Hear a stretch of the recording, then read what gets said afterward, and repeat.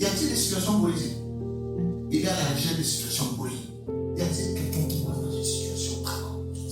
Ce message pour nous. Si tu déchirais les cieux et si tu descendais, j'aimerais faire comprendre une chose. Celui qui est en train de parler ici, c'est un prophète selon le moine. Ésaïe. Il avait des souvenirs et certaines réalités dont le peuple faisait face. Et le terme qu'il a utilisé ici, c'est déchirer. Déchirer, ça donne l'image à deux choses sur lesquelles j'aimerais vraiment mettre plus d'accent. La première des choses, c'est l'urgence de la situation. Et la deuxième des choses, la gravité du problème. Le peuple était dans une situation où ça demandait l'urgence de la part du Seigneur. Le peuple se retrouvait dans une situation où la situation n'était pas moindre, la situation était très, très grave. Et voilà pourquoi il a utilisé le terme déchirer les cieux.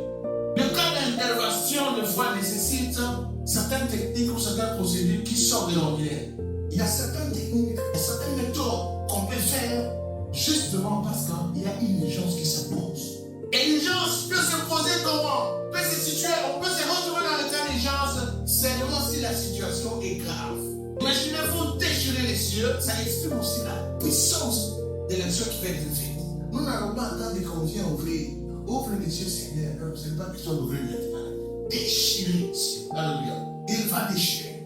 On ne va plus suivre le procédure court normal. Non, ouvrir les cieux. On a longtemps prié ouvrir les cieux. Maintenant, nous allons prier déchirer les cieux, Seigneur. Pourquoi? Parce que la situation est sérieuse. La situation est catastrophique. La situation nécessite l'intervention urgente et puissante du Seigneur. Les choses semblent tourner à l'envers. Ça n'est assez. Ça doit prendre.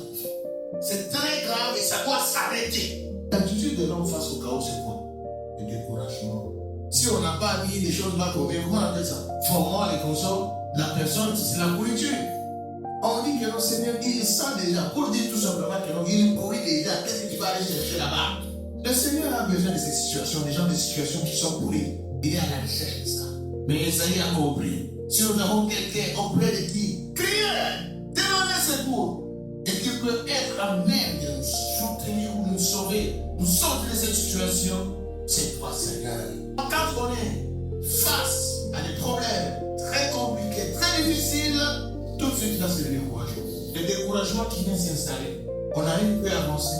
Avant que nous avons, en ce moment-là, nous n'avons qu'une seule option. Et la seule option, c'est de crier, Seigneur, déchire aussi.